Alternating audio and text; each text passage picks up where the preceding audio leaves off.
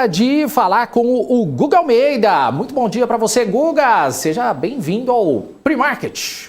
Bom dia, Dani. Bom dia, pessoal. Obrigado. Vamos lá. Mais uma vez aqui dentro dos estúdios da BMC e conseguimos falar quarto dia de alta consecutiva ou não?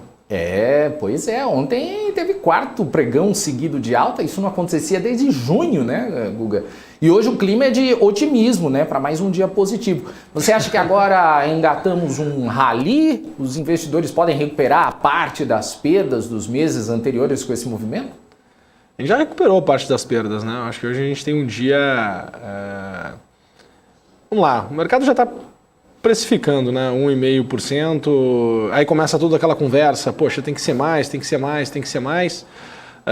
Será que não pode levar mais juros? E aí, querendo ou não, a turma toda que opera juros, né, quer ter mais resultado, então obviamente que vai ter toda essa pressão, essa expectativa e essa narrativa para que o mercado, né, vá para esses juros, continue subindo juros, subindo juros, subindo juros, só que esse ambiente que nós estamos vivendo agora, né, também tem que ter um pouquinho de cuidado, né? Vamos lá. Será que ano que vem nós vamos ter uma inflação na mesma proporção? Será que... E aí começam as perguntas, né? Porque se não tiver na mesma proporção, em tese, né, com uma inflação menor, o ponto de partida é o preço atual, né? Mas com uma inflação menor, também vai abrir espaço para em algum momento lá na frente também esse juros ter que ajustar. Né? Então também não faz muito sentido elevar muito mais acima, até porque essa pressão inflacionária não é uma pressão inflacionária só local aqui no Brasil, é no mundo todo, tem que ter clareza em relação a isso, tem que, né, se entender que esse ponto existe também para não gerar uma distorção e um excesso para um lado, né, simplesmente porque uma leva de participantes acredita que tem que, né, acelerar constantemente a elevação de juros. E vamos dar uma olhadinha no gráfico, então, de hoje? Claro. Vamos começar aqui pelo Ibovespa, pode ser? Claro. Vamos aqui para o Ibovespa. O que eu estou enxergando aqui no Ibovespa, né? Continua com o mesmo cenário, que um Ibovespa num tom mais positivo é para irmos buscar a região entre aquela região entre os 111.200 pontos a 113.500 pontos. Esse é o patamar de preço que eu estou acreditando que a gente vai ver o nosso mercado chegar. Temos que entender que hoje temos Copom, né, e de alguma maneira, né, também a turma toda que está posicionada em bolsa, querendo reduzir suas posições, provavelmente vai, né, acelerar esse seu processo, né, vai estar mais estimulado em função dos juros mais elevado e, querendo ou não, também, né, vai gerar uma pressão vendedora e uma pausa de curto prazo, quem sabe nos próximos 2, 3 pregões, né, dessa tendência de alta que nós estamos tendo. Mas eu estou, né, confiante, estou com essa expectativa que a gente possa chegar ali nos 113.500 pontos ainda nesse ano de 2021. Como você bem adiantou aí, né, Guga, hoje é dia de Copom, né, o mercado precifica alta aí de 1,5 ponto percentual. Na sua visão, é isso mesmo? O Banco Central ele poderia fazer um movimento diferente? E outra coisa, você acha que hoje podemos ter alguma movimentação nos ativos por causa dessa expectativa? Eu não sou muito de opinar o que o Banco Central poderia fazer de diferente ou não, né? Até porque, Daniel, eu acho que né, não cabe a mim ficar criticando, né? É muito fácil ficar numa posição de crítico em relação ao Banco Central. A minha posição tem que ser muito mais de, poxa, olhando para o que está sendo feito por parte do Banco Central, o que eu, Gustavo Almeida, como investidor, como trader, posso fazer nas minhas posições.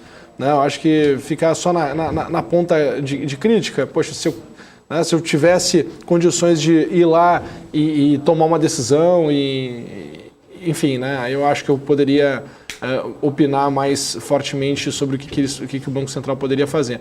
Dentro do que está sendo feito de movimentação, né, eu estou com uma expectativa de que em algum momento vá começar a desacelerar essas elevações de juros.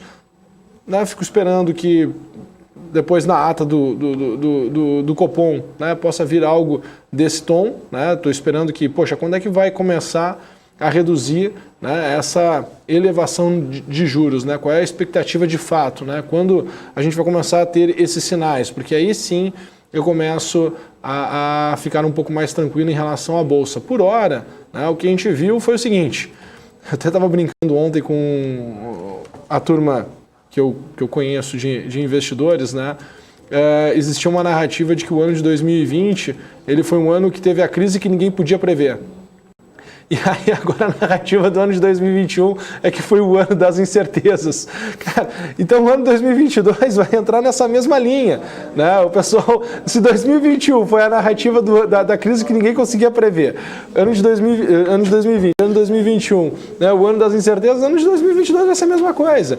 Então eu estou imaginando, né, que de fato o que dá para a gente olhar são para as tendências que nós estamos tendo no mercado. Tá? Eu não consigo enxergar muito upside lá fora. Eu estou muito mais preocupado com uma correção na bolsa norte-americana que vai fazer com que a nossa bolsa aqui também corrija do que propriamente do preço dos ativos hoje aqui no Brasil. Né? Eu acho que não é que nossa bolsa esteja rasa de barata, né? Eu acho que está no preço, dentro do contexto todo que a gente está. Só que pode, né, vir para um patamar mais baixo ainda com uma eventual correção que a gente já percebeu, né? Toda vez que começa a ter uma percepção e uma expectativa de que pode entrar, né, num processo de elevação de juros antecipado lá fora, iniciar o processo de taper e tudo mais, o mercado ele corrige muito forte. Tá? Então, quando isso já, querendo ou não, já está mostrando sinais. Né? Quando de fato começar, a gente vai ver aí um período de queda um pouco mais intenso lá fora. Boa, Guga. Agora, ontem, Guga, as bolsas americanas elas também viveram aí um dia de grande valorização, principalmente a Nasdaq, né? A bolsa da tecnologia, que subiu mais de 3%.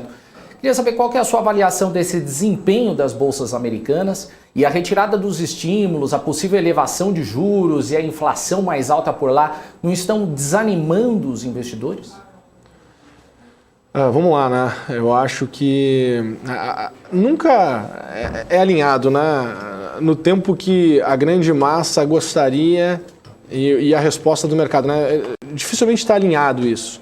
O que eu sinto de fato, começa a aumentar a volatilidade de curto prazo. A gente consegue perceber porque quando se entrou, né, na mesa a conversa sobre poder elevar juros antes do esperado, tá, que estava se esperando lá para metade do ano que vem, poder elevar juros antes do esperado, isso, né, faz com que as bolsas elas estremeçam bastante. Então está mostrando, olha, quando de fato começar a ter esse ajuste, mesmo que seja um ajuste pequeno de juros lá, comparado com os ajustes de juros que a gente tem aqui, a tendência é uma correção bem intensa, bem significativa. Tá? Quando a gente olha os gráficos de longo prazo, Nasdaq, S&P, dá aquela sensação de falar, puxa, né, tá bom já, né, o que teve aqui de elevação e de crescimento aqui até agora. Né? Também vi ontem uma matéria falando sobre algumas corretoras, né, estarem muito focada em alocar recursos dos investidores lá fora nos Estados Unidos. E aí, mais um sinal, né, de que mostra, poxa, geralmente o movimento dessas empresas ele é atrasado, né? Porque na verdade eles precisam que primeiro o mercado esteja estimulado o suficiente para querer tomar um determinado ativo, para depois investir em dinheiro para jogar, né, as pessoas para esse determinado instrumento, para esse determinado ativo. E aí quando tu olha para esse momento de agora, todo esse nível de preço e tudo mais, dá para ver claramente que tem aí uma grande fragilidade de curto prazo e o contexto, né, meio que interessante para que a gente possa ter um ano de 2022 com janelas de correções bem intensas. Lá fora, tá? Boa. Agora, hoje também tem deliberação, né, do TCU sobre a privatização da Eletrobras. Os investidores querem saber se pode ser vendida ou não no ano que vem. Qual que é a sua percepção de Eletrobras, Guga? A gente pode dar uma olhada no gráfico? Vamos olhar aqui no gráfico, mas essa percepção de pode ser vendido ou não, né, eu continuo acreditando que tem uma grande chance de acontecer, viu? Continuo apostando aí nas minhas fichas, eu aposto que sim. Daniel, o que eu estou enxergando aqui de comportamento para a Eletrobras era o primeiro movimento, eu estava esperando que buscasse essa região de 36,15, tá? Chegou a bater na segunda-feira no patamar de preço máxima foi 35,76, tá? Então chegou muito próximo ali dessa região que eu estava acreditando. E poxa, num segundo momento, 38,30, podendo chegar até 41,80. Tá? Então tem aí eu consigo enxergar aqui pelo comportamento do mercado um potencial de upside aí bem interessante. Os 38,30, pô, havendo uma narrativa positiva de curtíssimo prazo, não duvido já abrir nesse patamar, que querendo ou não é algo em torno de 10% da atual cotação que nós estamos agora. Boa. E podemos falar de Bradesco? Claro.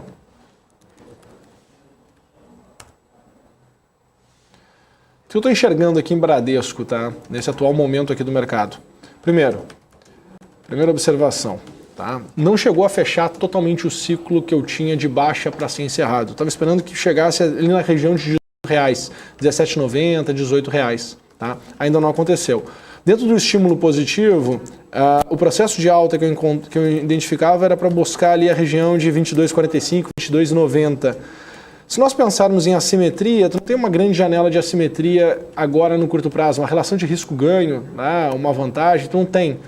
Eu sinto que uma alta ela vai ser uma alta arrastada, né? Difícil, né? E talvez esteja muito alinhada por toda a questão da cultura do Bradesco, né? Da capacidade de se reinventar. Puxa, aí tem vários pontos, né? Toda a questão também das fintechs, que são muito mais ágeis, né? Muito mais inovadoras, atendem muito melhor os clientes, né? Então, eu acredito que os bancões eles estão sofrendo bastante. E eu acredito que não teve uma queda tão significativa a ponto de tu ter, de fato, ali um ponto ideal para se tomar posição. Então, eu acredito que entre 22,45 e 22,90 é um preço interessante para voltar num cenário otimista, né? Num cenário super otimista, por exemplo, nossa bolsa indo buscar 123 mil pontos, né?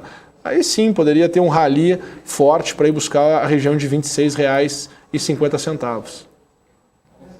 Legal. O Israel, Guga, está pedindo aqui Prio 3, PetroRio. O que eu estou vendo aqui em Prio 3, tá? Eu estava esperando um primeiro repique, ela ainda não tem uma condição muito bacana, né? Vamos assim dizer, para falar, olha, vamos entrar em uma tendência, fazer novas máximas históricas e ir embora para cima muito forte. Tá?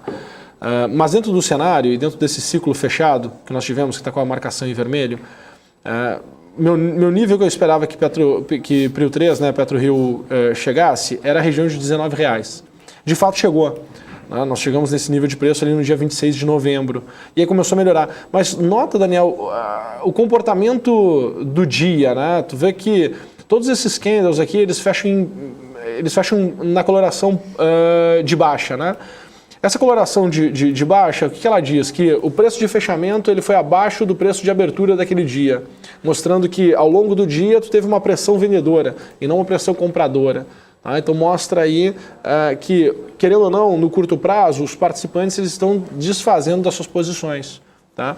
E o preço que eu imaginava que PetroRio poderia chegar era 23,20, que de fato ontem nós vimos ela chegar na máxima em 22,90, tá? Então muito próximo, se tu for pensar na amplitude do movimento esperado, chegou muito próximo onde eu estava imaginando. E num cenário mais otimista, 25,70. Tá? Então esse é o cenário que eu tenho aqui para Prio. E voltar para os R$19 não é nada impossível de se acontecer. Legal. Guga, tem o Malencar, está perguntando aqui, você pode analisar Cash 3, Melius? Cash 3. Pô, foi uma das empresas que a gente comentava aqui, né? Pô, será que foi tão errado assim a precificação do ativo que em poucos meses, né, o ativo tinha subido mais de 800%, ou seja, do preço de abertura no IPO, do preço de IPO, subiu 8 vezes em 6 meses. Poxa, existe um exagero nisso, né? Algo tá estranho. E aí, de fato, quando entrou o processo de correção, ela sofreu bastante. Nós tivemos aqui uma desvalorização de Melius. Ela chegou a desvalorizar aqui 80%. Pô, não é pouca coisa. Falar de uma desvalorização de 80% aqui num período de 2 meses, 2, 3 meses, não é pouca coisa. Tem aqui um erro de percepção muito grande, né? Não dá para dizer que os analistas são mais entendedores do mercado do que o próprio mercado. Na verdade, o mercado sempre vai ser soberano. E importa muito o preço de entrada e o preço que está agora, porque é isso que mostra se tu está ganhando dinheiro ou não está ganhando dinheiro, se tu está tendo valorização ou não está tendo valorização. Tá? Até o longo prazo tem muitos altos e baixos e tudo mais, aquele pensamento todo, aquela narrativa toda. É uma narrativa só para quando tá em baixa, né? Porque parece que sempre o investidor está errado. Quando a bolsa está caindo, tu está errado porque tu deveria estar com a cabeça de que está comprando mais, e quando a bolsa está subindo, tu está errado porque tu deveria estar mais bem posicionado, né? Então tem que tomar um pouquinho de cuidado aí com as narrativas que se tem. Por que eu estou falando isso? Porque muita gente estava falando de cash, depois que começou todo o processo de correção, parece que ninguém mais falou aí de cash 3. Tá? A minha expectativa desse repique de cash 3, desse retorno, né, de alta, é para voltar primeiro a 4,40 e depois poder chegar até 5,50. Tá? São os 2 níveis de preço que eu estou acreditando, estou mais confiante aí que cash 3 possa buscar. Tá? Querendo ou não, voltar para 5,50 é quase que é menos do que a metade da máxima histórica, né, que cash já chegou. Então não é nada muito fora da caixinha, assim, se nós pararmos para perceber. E tem uma outra coisa. As empresas que fizeram IPO, elas sofreram bastante também, porque como muitos fundos estão muito grandes, né, em questões de volume financeiro, no IPO muitos deles entraram para poder manter ali o seu relacionamento aquecido com toda a indústria de distribuição. Acaba que, no momento de queda, quando as coisas começam a ficar exageradas, os fundos não vão querer vender os ativos que, de fato, eles querem ter em carteira. Quais são os ativos que vão vender? Vão vender aqueles ativos que eles entraram meio que por relacionamento ali. Só que essa entrada deles, né, num processo de venda, né, vão sair dessas posições, o processo de sair dessas posições, né, acaba que o mercado não consegue absorver. Porque, querendo ou não, os fundos ficaram tão grandes que qualquer posição pequenininha, para poder zerar no mercado, não consegue também, ainda mais ativos quando se tem menos liquidez e entra num momento de estresse. Então também o investidor tem que aprender que com essa evolução toda que nós temos no mercado, né, cada vez os movimentos estão mais rápidos, cada vez ser pequenininho, né, ser investidor investir individualmente é mais vantajoso do que tu estar dentro, né, de uma grande estrutura que tem muito mais dificuldade para se movimentar, tu tem dificuldade para poder resgatar, ele tem dificuldade para poder zerar suas posições. Então a gente precisa ir aprendendo cada vez mais, estar cada vez mais conectados aqui com a BMC, pedindo para todo mundo buscar as informações que vocês gostariam de ter, porque com certeza vocês vão conseguir investir cada vez melhor com toda essa informação, essa gama de informação que vem chegando aí para todo mundo nos dias de hoje. Legal. O Guga, para encerrar, o Éder está perguntando aqui se pelos gráficos o Grêmio escapa do rebaixamento amanhã. Impossível. Não, né? Coisa. Qual é a graça, cara? Qual é a graça? Não tem graça isso, imagina. Momento de tranquilidade agora aqui no programa. Não tem graça nenhuma isso aí. Sem graça. Não, tá certo. Não, isso não deve acontecer, Guga. Não, acontecer vai acontecer, só não é engraçado. Olha, eu não sei, viu, mas o pessoal aqui tá achando. Mas vamos encerrar então, Guga. Valeu então. Bons negócios pra você. Até amanhã. Tu vai ver, o dia que cair a bolsa agora, eu vou falar, cadê aquele sorriso dos 4 dias de alta seguido? Desculpa, não resisti. Valeu, gente. Tô saindo. Valeu. Tchau.